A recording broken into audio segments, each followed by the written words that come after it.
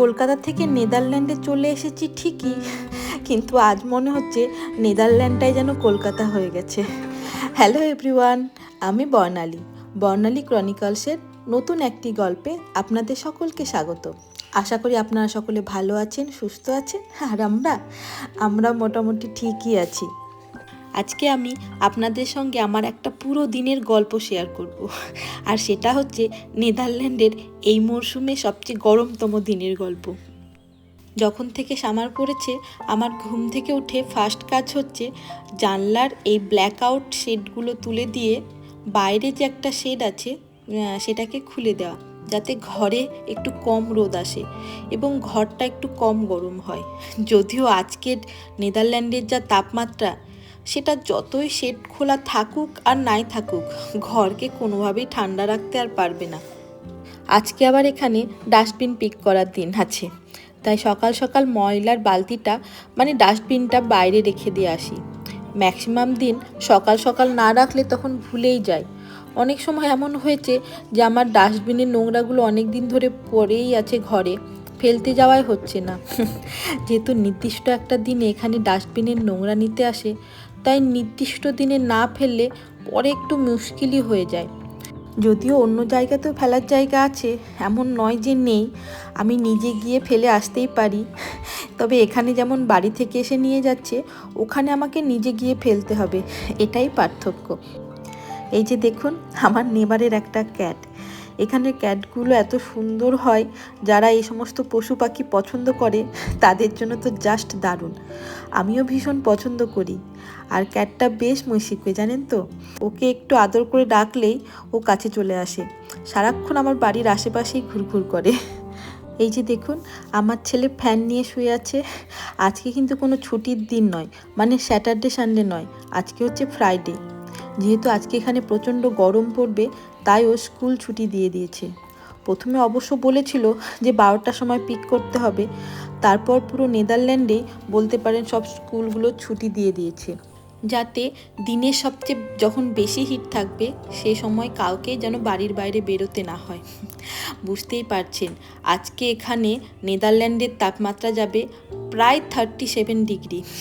এটা তো জাস্ট তাপমাত্রা, ফিল লাইক হয়তো আরও অনেক বেশি থাকবে।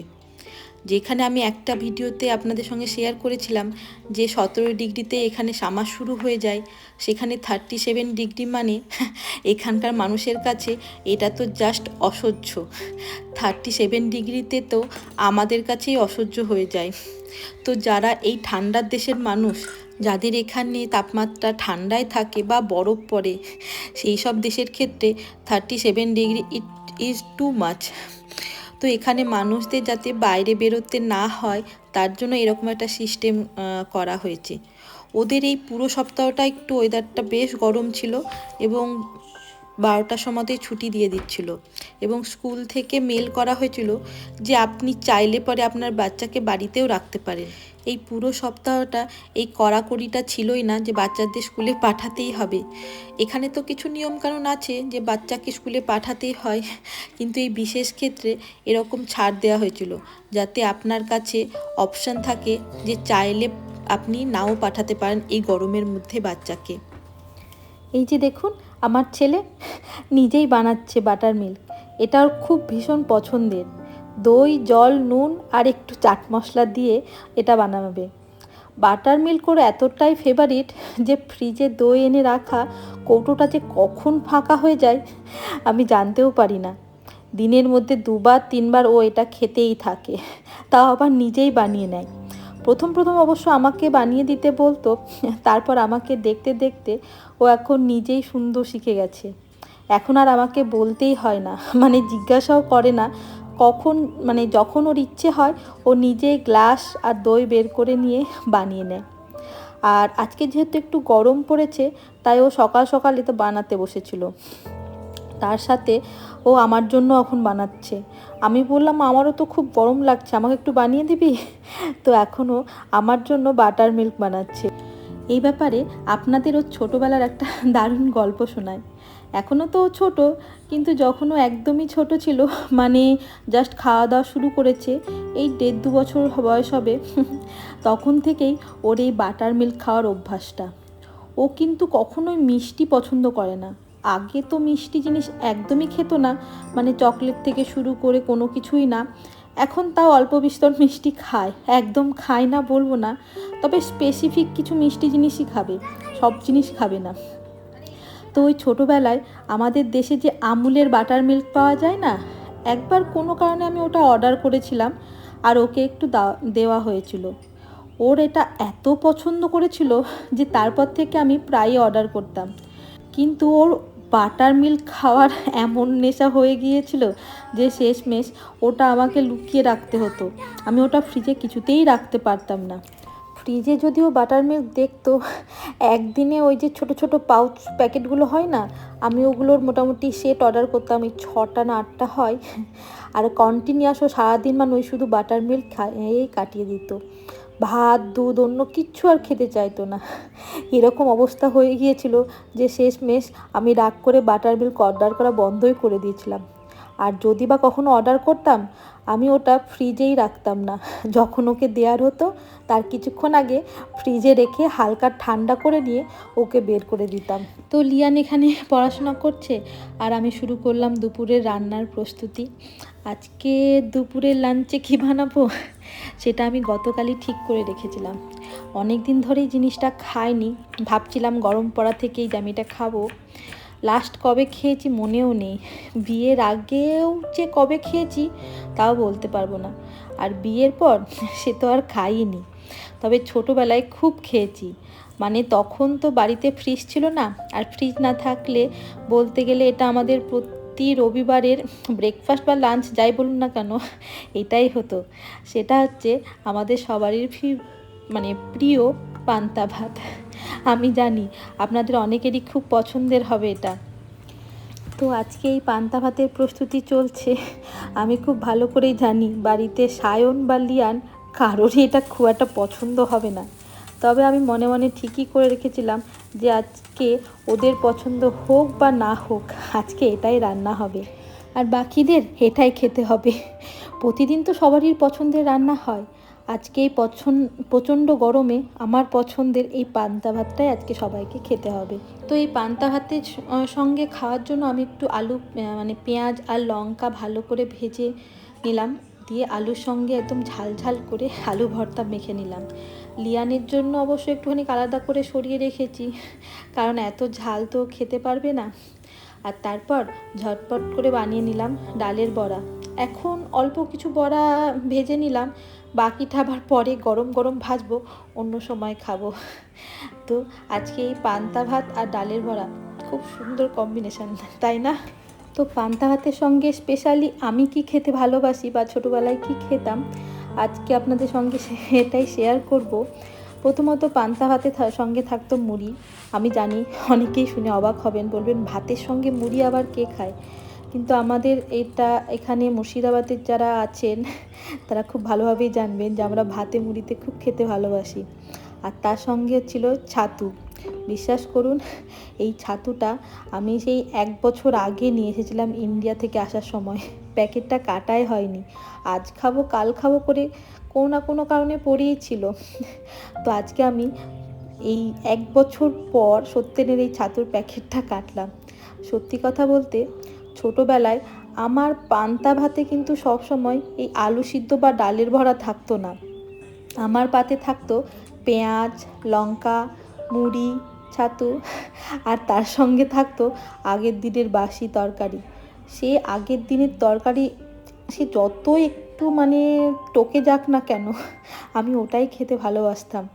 আজকের এই স্পেশালি ডালের বড়া বলুন বা আলু সিদ্ধ বলুন, সেটা আমি বলতে গেলে সায়নের জন্যই বানিয়েছি। আমি জানি না হলে ওর পক্ষে একদমই খাওয়া সম্ভব হবে না। তো আজকে নেদারল্যান্ডে বসে খেলাম আমাদের দেশের একদম খাঁটি খাবার। এবার দেখুন আপনাদের সঙ্গে এখানকার ওয়েদারটা একটু শেয়ার করি। আজকে এখানকার তাপমাত্রা দেখাচ্ছিল 37 ডিগ্রি, কিন্তু ফিল লাইকটা ছিল প্রায় 42 ডিগ্রি, মানে যাকে বলে জাস্ট অসহ্য। ঘরের মধ্যে টেকাটাই অসম্ভব, চারিদিকে দরজা জানলা তো বন্ধ, এখানে হাওয়াটাও খেলতে পারছে না, যদিও হাওয়াটাও গরম। আর দূর দূর পর্যন্ত একদম খাঁ খাঁ করছে বাইরেটা, মানুষজন একদমই নেই, একদম পুরো হিট ওয়েভ সতর্কতা জারি আছে। কত মানুষ যে অসুস্থ হয়ে পড়েছে কে জানে। তো দুপুরের খাওয়ার পর আমি একটু ঘুমিয়ে পড়েছিলাম। হঠাৎ, আপনারা জানেনই যে পান্তা ভাত খেলে কেমন ঘুম পায়, কিন্তু হঠাৎ সায়ন আমাকে ডেকে বলল যে ও লিয়ানকে স্কেটিং ক্লাসে নিয়ে যেতে পারবে না, ওরা একটা মিটিং চলে এসেছে, আমাকে নিয়ে যেতে হবে, ও আমাদের পিক করবে।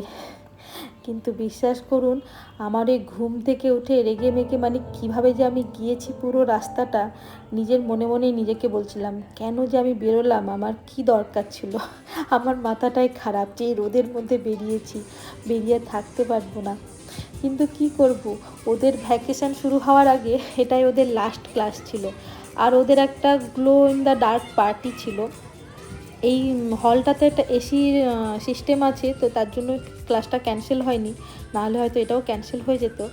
তো দেখতেই পাচ্ছেন ওরা কেমন সুন্দর স্কেটিং করছে, পুরো হালকা অন্ধকারে করে দেওয়া হয়েছে, আর ওর মধ্যে এই গ্লো স্টিকগুলো ওরা নিজেদের মতন সাজিয়েছে, মাথায়, হাতে, পায়ে, গলায়, যে যেখানে পারিয়েছে। এই অন্ধকারের মধ্যে গ্লো স্টিক জ্বালিয়ে বাচ্চারা কিন্তু খুব মজা করলো। প্রথমে মানে রাগ হলো, পরে মনে হচ্ছে ঠিকই ছিল।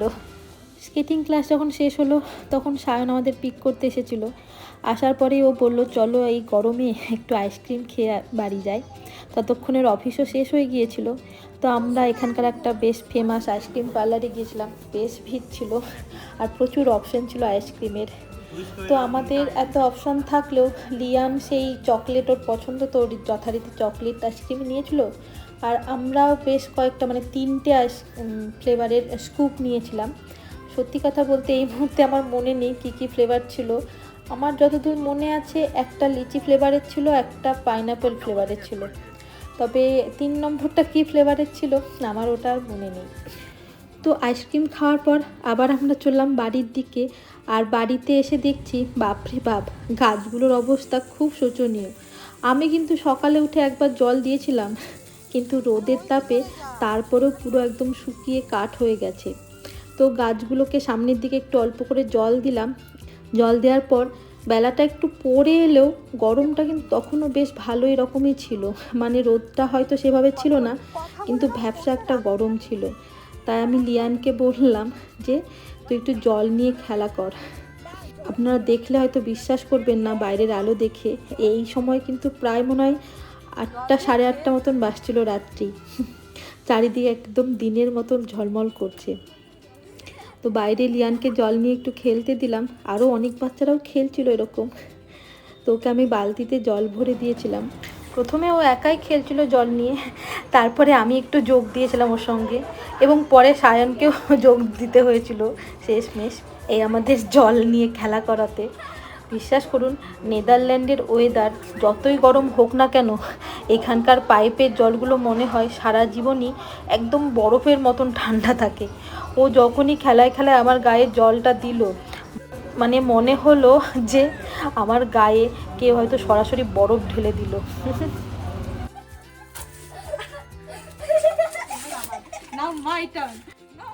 তো জল নিয়ে বেশ অনেকক্ষণ আমাদের 3জনের মধ্যে দৌড়োদৌড়ি হুটোপাটি চলতে থাকলো।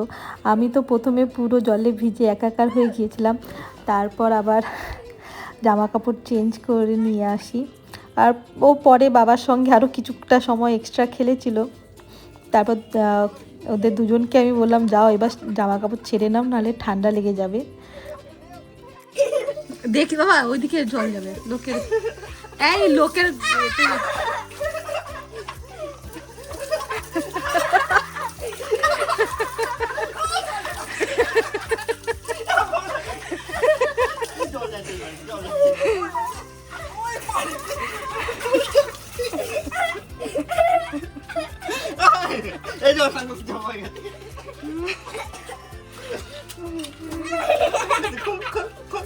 এই আমি কিন্তু স্নান করে এসেছি, আমাকে আর ভেজাবেন না।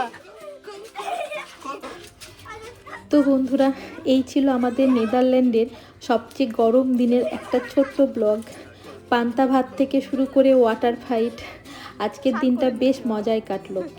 ভিডিওটা কেমন লাগলো অবশ্যই কমেন্ট করে জানাবেন। আর যদি ভালো লেগে থাকে তাহলে লাইক করবেন, বন্ধুদের সাথে শেয়ার করবেন, আর আমাদের চ্যানেলটাকে সাবস্ক্রাইব করতে একদম ভুলবেন না। দেখা হবে পরের ভিডিওতে। টাটা, বাই বাই, দুই দুই।